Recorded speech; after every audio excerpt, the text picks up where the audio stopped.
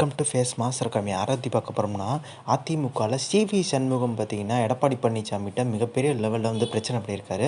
இதுக்கு முக்கியமான காரணம் டிவிகேக்கு ஆதரவு கொடுங்க, ஸோ ஆட்சியில் பங்கு வாங்கிக்கலாம்னு சொல்லிட்டு எடப்பாடி பழனிசாமி வந்து அந்த முடிவு எடுக்கிறதுக்கெல்லாம் கொஞ்சம் தயங்குறதாகவே சொல்கிறாங்க. அது மட்டும் கிடையாது, எடப்பாடி பழனிசாமிக்கு மிகப்பெரிய ஆதரவு இல்லை. 36 எம்எல்ஏக்கள் பார்த்தீங்கன்னா சிவி சண்முகம் வசம் இருக்காங்க. அதே மாதிரி சிவி சண்முகம் பார்த்தீங்கன்னா அழைப்பின் பேரில் தனியாக பார்த்தீங்கன்னா ஆலோசனை பண்ணியிருக்காங்க ஒரு 36 எம்எல்ஏக்கள்.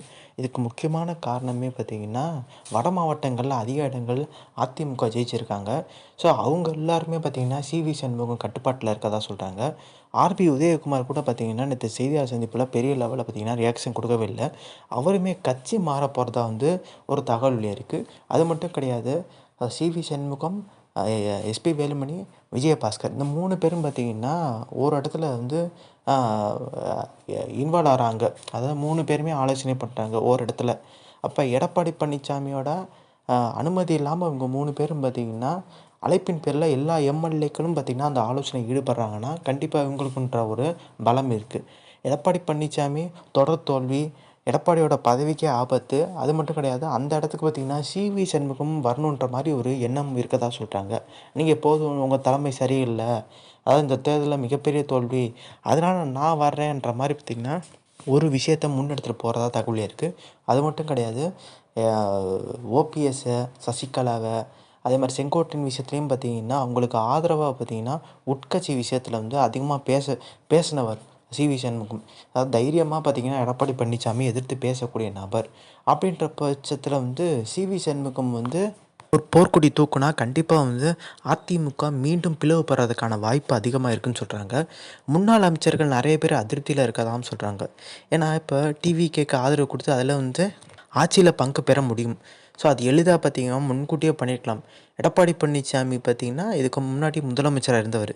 திடீர்னு ஒரு ஆதரவு கொடுத்து விஜய் கேள் இயங்குறது பார்த்திங்கன்னா எடப்பாடி பழனிசாமிக்கு ஒரு தயக்கம் இருக்குது. அது எல்லாருக்குமே இருக்கிற ஒரு விஷயம்தான். ஆனால் மாறா பார்த்திங்கன்னா எடப்பாடி பழனிசாமி ஒரு திட்டம் போட்டிருந்தார். அதிமுக அதே மாதிரி திமுக கூட்டணி, அது என்ன ஆகும்னா மெஜாரிட்டியை வந்து இவங்க 2 கட்சியும் பார்த்திங்கன்னா இணைஞ்சாலே வந்து மெஜாரிட்டி வந்துடுது 127. அதாவது காங்கிரஸோடு பார்த்திங்கன்னா இணைச்சு எடப்பாடி பழனிசாமி முதலமைச்சர்.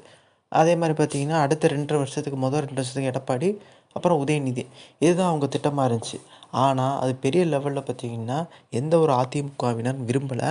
ஸோ இது வந்து பார்த்திங்கன்னா பதவியில் அமர முடியும், ஆனால் அடுத்தடுத்த எலெக்ஷனில் பார்த்திங்கன்னா ஜெயிக்கிறதுக்கான வாய்ப்பு இல்லை. மெஜாரிட்டி வந்து பார்த்திங்கன்னா யாருக்குமே கிடைக்காட்டும்.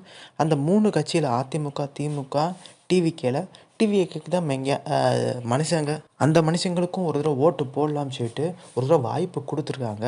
அப்படின்ற பட்சத்தில் ஸோ 108ன்றதை பார்த்திங்கன்னா இப்போ வர வச்சுட்டு திமுக, அதிமுக கூட்டணி அமைச்சா அடுத்த தேர்தலில் என்ன பண்ணுவாங்கன்னா மக்கள், ஸோ இவங்க 2 பேரும் பார்த்திங்கன்னா திராவிட கட்சிகள் இவ்வளோ நாள் எதிர்த்த மாதிரி ஒரு பிம்பத்தை ஏற்படுத்தியிருக்காங்கன்ற மாதிரி ஆயிரும். அதுக்கப்புறம் டிவிக்கு அசைக்கவே முடியாது. நாடாளுமன்ற தேர்தல், சட்டமன்ற தேர்தல்னு சொல்லிட்டு அப்புறம் உள்ளாட்சி தேர்தல் வர வந்து விஜய் தான் ஜெயிப்பான்ற ஒரு சூழ்நிலை உருவாயிரும். இது கிட்டத்தட்ட என்ன மாதிரி ஒரு டோனில் போகும்னா, எம்ஜிஆர் இருக்க வரைக்கும் பார்த்திங்கன்னா திமுக ஆட்சியை அமைக்க முடியலல்ல, அந்த மாதிரி ஒரு சூழ்நிலை போயிடும். அதனால தான் இந்த விஷயத்தை பார்த்திங்கன்னா ஸ்டாலின் தவிர்த்துட்டார். ஸோ இந்த யோசனையும் அதாவது இந்த யோசனையும் பார்த்திங்கன்னா ஒரு எல்லாரையும் பேச்சுவார்த்தையில் பேசப்பட்டதாக சொல்கிறாங்க. ஆனால் இது தவிர பண்ண வேணாம். அதுதான் ஸ்டாலின் பார்த்திங்கன்னா நான் விஜயோட அரசு அமைக்கிறதுக்கு பார்த்திங்கன்னா எந்த ஒரு இடையூறும் பண்ண மாட்டேன்ற மாதிரி சொல்லியிருந்தார். இது எதனால் பார்த்திங்கன்னா ஸ்டாலின் சொல்கிறாருன்னா, எடப்பாடி பழனிசாமி பார்த்திங்கன்னா நம்பிக்கையில்லா தீர்மானம் கொண்டு வந்தாங்கள்ல ஜெயலலிதா அவங்க மறைவுக்கு அப்புறம், அப்போ கூட வந்து ஸ்டாலின் நினச்சிருந்தா எம்எல்ஏக்களை வந்து தன் பக்கம் இழுத்து அந்த 18 எம்எல்ஏக்களை வச்சு டிடி தினகரன் பக்கம் போனாங்க, அதெல்லாம் நம்ம பார்த்துருப்போம். ஸோ ஒரு பாதிக்கான கணிசமான எம்எல்ஏக்களை பார்த்திங்கன்னா வெளியே கொண்டு வந்து தான் முதலமைச்சர் ஆகிருக்கலாம். ஆனால் அந்த மாதிரி குறுக்கு வழியில் ஆக மாட்டேன்ற மாதிரி சொல்லியிருந்தார். அதே மாதிரி வந்து கட்சி தாவல் சட்டம் பாஞ்சிருமா, இப்போ அதிமுக எம்எல்ஏக்கள் பார்த்திங்கன்னா கணிசமான எம்எல்ஏக்கள் விஜய்க்கு ஆதரவு தரால ஒரு பிரச்சனை வந்துருமான்ற மாதிரி கேட்பீங்க. ஸோ 3ல் 2 பங்கு போயிட்டாங்கன்னா அது ஒர்க் ஆகாது. ஸோ கட்சி தாவல் சட்டம் பார்த்திங்கன்னா பெரிய லெவலில் வந்து இம்பேக்ட் வந்து தராது. அது காங்கிரஸ் பார்த்திங்கன்னா ஆதரவு தரனால அவங்களுக்கு வந்து ஆட்சியில் பங்குன்ற மாதிரி சொல்லியிருந்தார்ல விஜய். 2 அமைச்சர் பதவி தர்றதுக்கான வாய்ப்பு இருக்குது. இந்த கம்யூனிஸ்ட் கட்சிகள் அவங்க என்ன சொல்லியிருக்காங்கன்னா, நாங்கள் பாஜக வசம் பார்த்திங்கன்னா கவர்னர் வசம் பார்த்திங்கன்னா இருக்கக்கூடாது. ஸோ மக்களால் தேர்ந்தப்பட்ட, அதாவது மெஜாரிட்டி 8 8ல் ஆனால் மக்கள் பார்த்திங்கன்னா பெரும்பாலும் விஜய்க்கு தான் ஆதரவு கொடுத்துருக்காங்க. நாங்கள் அமைச்சரவையில் இடப்பட மாட்டோம், வெளியிலேருந்து ஆதரவு கொடுப்போம். சும்மா டம்மியாக பார்த்திங்கன்னா கொடுக்குறது, நாங்கள் வந்து சப்போர்ட் பண்ணுறோம், ஆட்சியில் பார்த்திங்கன்னா பங்குன்னு சொல்லியிருந்தார்ல, ஆட்சி பங்கெல்லாம் வேணாங்க, இது நாங்கள் பிஜேபி எதிர்த்து தான் பார்த்திங்கன்னா களமாறுறோன்ற மாதிரி சொல்லியிருந்தாங்க. ஒரு ஒரு விளக்கத்தை கொடுத்துருந்தாங்க. அந்த விளக்கமே பார்த்திங்கன்னா ஒரு போதுமான விளக்கம். அதாவது மக்களுக்கு பார்த்திங்கன்னா மிகப்பெரிய லெவலில் ஏற்றுக்கக்கூடிய ஒரு விளக்கமாக இருந்துச்சு, அவங்க திமுக கூட்டணியில் இருந்தாலுமே. ஆனால் அதிமுக அந்த யோசனையில் இல்லை. ஆட்சியில் பங்கு நம்ம வந்து மிகப்பெரிய லெவலில் வந்து அவங்களுக்கு ஆதரவு கொடுக்கலாம். இந்த 118 இருந்தால் வந்து முதலமைச்சர் ஆயிடலாம் விஜய். ஆனால் இதில் என்ன சிக்கல் இருக்குன்னா, எல்லா சட்டத்தையும் பார்த்திங்கன்னா ஒரு விஷயத்தை கொண்டு வரும்போது வந்து சிக்கல் ஏற்படும். திடீர்னு ஒரு 6 மாதத்தில் ஆட்சி கவுர் ஒரு சூழ்நிலை வரும், திருப்பி நம்பிக்கையில்லா தீர்மானம் வரும். ஸோ ஏதாச்சும் ஒரு விஷயத்தை நிறைவேற்றணும்னா அது 118ல் பார்த்திங்கன்னா எத்தனை பேர் போவாங்கன்ற மாதிரி வந்து ஒரு சந்தேகத்தோடயே இருக்க முடியும். அது ஒரு ஆபத்தான ஒரு எண்ணிக்கையான ஒரு ஆட்சியாக தான் பார்க்குறாங்க. இதே கொஞ்சம் ஒரு 130 அது அந்த மெஜாரிட்டிக்கு தாண்டி இருக்கும்போது கொஞ்சம் பயம் இல்லாமல் பார்த்திங்கன்னா ஆட்சி பண்ண முடியும். பயம் இல்லாமல் டெய்லி நாளைக்கு காலையில் என்ன ஆகும், 118ல் எத்தனை பேர் போவாங்க, யார் நம்பிக்கையில்லா தீர்மானம் கொண்டு வராங்கன்ற மாதிரி ஒரு பயத்தோடையே பார்த்திங்கன்னா இருக்க ஒரு சூழ்நிலை ஏற்படும் சொல்கிறக்காண்டி அதிக எண்ணிக்கையான எம்எல்ஏக்கள் பார்த்திங்கன்னா விஜய்க்கு ஆதரவு இருந்தால் அது சேஃப் ஜோன்ற மாதிரி சொல்லுவாங்க. அதே மாதிரி காங்கிரஸ் மிகப்பெரிய துரோகம் பார்த்திங்கன்னா திமுக பண்ணிட்டாங்கன்ற மாதிரி பார்த்திங்கன்னா இப்போ இருந்தே சொல்ல ஆரம்பிச்சிட்டாங்க. ஏன்னா எல்லாம் நினச்சி பாருங்கள், காங்கிரஸ் தனித்தின்றா ஜெயிக்கிறதுக்கான வாய்ப்பே இல்லை. இப்போ இந்த வாக்கள் இவங்க ஜெயிச்சிருக்காங்க, ஒரு 5 இடங்கள் ஜெயிச்சிருக்காங்கன்னா திமுகவோட தயவுனால் தான். திமுக பார்த்திங்கன்னா இந்த எலெக்ஷனில் நிறையா கூட்டணி கட்சிகள் அவங்க என்ன தொகுதி கேட்குறாங்களோ அதையே கொடுத்துட்டாங்க. நாங்கள் வந்து பெரிய பெரிய நம்பரில் வந்து உங்களுக்கு தொகுதியை கொடுக்க மாட்டோன்ற மாதிரி பார்த்திங்கன்னா எடுத்தோன்னு சொல்லிட்டாங்க. சின்ன அமௌண்ட்டாக, அதாவது சின்ன எண்ணிக்கையிலான வந்து சீட்டுகள் கொடுத்தாலுமே அவங்க என்ன தொகுதிக்கு கேட்குறாங்களோ அதை தான் கொடுத்துருக்காங்க. ஒரு 5 பேர் ஜெயிச்சிருந்துருக்காங்கன்னா கண்டிப்பாக திமுகவோட பங்களிப்பும் இருக்குது. அதுமாதிரி இப்போ கும்பகோணத்தில் இருக்க மேயர், அவர் வந்து திமுகவோட தெய்வம்ல தான் மேயராக இருக்கார். ஸோ அவரை பதவி விட்டு இறக்குறதுக்கான வேலையை பார்த்திங்கன்னா தீவிரமாக இறங்கியிருக்காங்க. ஏன்னா இப்போ கூட்டணியில் இல்லை, உங்களுக்கு எதுக்கு மேயர் பதவின்ற மாதிரி. ராகுல் காந்தியும் பார்த்திங்கன்னா உள்ளாட்சி தேர்தலில் வரும், நாடாளுமன்ற தேர்தலெலாம் வந்து விஜயோட தான் கூட்டணி வைக்க போகிறாரு. இப்போ விஜய் பார்த்திங்கன்னா இன்றைக்கி பதவி ஏற்றுக்க போகிறாரு முதலமைச்சராக. நீங்கள் வந்து இந்த எலெக்ஷன் வந்து கேம்பெயின் நினச்சி பார்த்தீங்களா, பிரச்சாரம் போது. ஸோ இந்த பொதுக்கூட்டத்திலே வந்து ராகுல் காந்தி பேசும்போது பெரிய லெவலில் ஸ்டாலின் திட்டங்களை எடுத்துரைக்கலை. ஸோ அதுவே வந்து மிகப்பெரிய லெவலில் பேசும் பொருளாச்சு. மாறா பார்த்திங்கன்னா அதிமுக பங்களிப்பு தமிழ்நாட்டில் அதிகமாக இருக்குது, அதை நான் மறுக்க மாட்டேன்ற மாதிரி ஒரு விஷயம் சொல்லியிருந்தார். இது வந்து சலசலப்பு ஏற்பட்டுச்சு. ஆனால் இப்போ நம்ம ஸ்டேட்டில் இருக்க பார்ட்டி, நேஷ்னல் பார்ட்டி கூட்டணி நிற்கும்போது ஸ்டேட் பார்ட்டி வந்து என்னென்ன வந்து சிறப்பாக செஞ்சவங்களோ அதை எடுத்துரைப்பாங்க.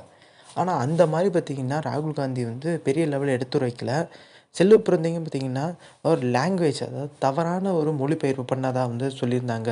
ஸோ அது இந்த விமர்சனம் தான் வந்துச்சு தவிர்த்து ராகுல் காந்தியும் ஸ்டாலினும் ஒரே மேடையில் பார்க்க முடியல. ஸோ இதனால தான் பார்த்திங்கன்னா அந்த கூட்டணி வந்து பெரிய லெவலில் யூனிட்டியாக இல்லைன்ற மாதிரி வந்து ஒரு பேச்சு அடிபட்டுச்சு. பட் இது முற்றிலும் உண்மைன்ற மாதிரி பார்த்திங்கன்னா ஒரு பிம்பத்தை ஏற்பட ஆரம்பிச்சிருச்சு. விஜய் வந்து ஏற்கனவே சொல்லியிருந்தார், திமுகவோட காங்கிரஸ் கூட்டணி இல்லை, அது சும்மா டம்மி கூட்டணி, நம்மளுக்கு தான் உண்மையிலே வந்து காங்கிரஸ் ஆதரவு கொடுக்க போகுது, அது இங்கே பார்க்க தான் போகிறீங்கன்ற மாதிரி சொல்லியிருந்தார். இது கிட்டத்தட்ட இப்போ உறுதியாயிருச்சு. ஆனால் திமுககாரங்கள்லாம் இப்போ வந்து மிகப்பெரிய கொதிப்பில் இருக்காங்க. இப்போ எம்பிக்கள் இருக்காங்கல்ல, திமுகவில் எம்பிக்கள், இப்போ அவங்களோட சார்பில் கனிமொழி என்ன சொல்லியிருக்காங்கன்னா, நாங்கள் வந்து காங்கிரஸோடு பார்த்திங்கன்னா கூட்டணி பிரேக் ஆயிடுச்சு, ஸோ அதனால் வந்து சீட்டுகளை இடம் மாற்றி தாங்கன்ற மாதிரி ஒரு லெட்டர் கொடுத்துருக்காங்க. அவங்களோட நாங்கள் கலந்து வந்து அமர மாட்டோன்ற மாதிரி. ஆனால் இப்போ திமுகவினர் எல்லாம் என்ன பண்ணுறாங்கன்னா, எம்எல்ஏக்கள் எம்பிக்களை வந்து கேள்வி கேட்குறாங்க. அவங்க பதில் சொல்ல முடியாமல் திணறிட்டு இருக்காங்க. ஸோ அவங்க என்ன பதில் சொல்லுவாங்க, எங்கள் தலைமை தாங்க முடிவு எடுத்துருக்குங்க, உங்களை தாங்க ஜெயித்தோம், ஆனால் எங்கள் தலைமை முடிவு எடுத்துனால எங்களால் ஒன்றும் பண்ண முடியலன்னு சொல்லிட்டு பார்த்திங்கன்னா இப்போ ஒரு விளக்கம் கொடுத்துருக்காங்க. நேரில் பேசிக்கலாங்கன்ற மாதிரி பார்த்திங்கன்னா சமரசம் பண்ணியிருக்காங்க. இதன் விளைவு என்ன ஆகும்னா, திருப்பியும் பார்த்திங்கன்னா திமுகவோட கூட்டணி வந்து வைக்கிறதுக்கான வாய்ப்பு இல்லைன்ற மாதிரி சொன்னாலுமே திமுக தரப்பே சொல்கிறாங்க, இனி காங்கிரஸோட கூட்டணி கிடையாதுன்ற மாதிரி பார்த்திங்கன்னா திமுகவும் நிறைய பேர் கொதிக்க ஆரம்பிச்சிட்டாங்க. இது இம்பேக்ட் ஏற்படுத்துமான்னு கேட்டிங்கன்னா இம்பேக்ட் ஏற்படுத்துறதுக்கான வாய்ப்பு இருக்குது. காங்கிரஸ் பார்த்திங்கன்னா தமிழ்நாட்டில் ஜெயித்தாலுமே வந்து பெரிய லெவலில் மவுசு இல்லை. அதாவது மத்தியில் பார்த்திங்கன்னா ஆளுன்னா வட மாநிலங்களில் ஜெயிக்கணும். ஸோ அங்கிட்டு ஜெயிக்கலைன்னா இங்கே விஜய் வயசே ஜெயித்தாலுமே ஒரு யூஸும் கிடையாது. பிஜேபி பார்த்திங்கன்னா எல்லா வட மாநிலங்களும் பல மாநிலங்கள் அவங்க தான் வந்து ஆண்டுட்ருக்காங்க. அசைக்க முடியாத புள்ளியா இருக்காங்க. கடந்த 2024 நாடாளுமன்ற தேர்தலில் வந்து திமுக எல்லா இடங்களையும் 39 இடங்களையும் பார்த்திங்கன்னா எம்பிக்களை ஜெயிச்சு கொடுத்தாங்க. ஆனால் பெரிய லெவலில் வந்து மத்தியில் வந்து காங்கிரஸ் வரவே இல்லை. வந்திருந்தா தான் வந்து ஏதாச்சும் அமைச்சர் பதவி, இணை அமைச்சர் பதவியெல்லாம் வந்து கிடச்சிருக்கும்.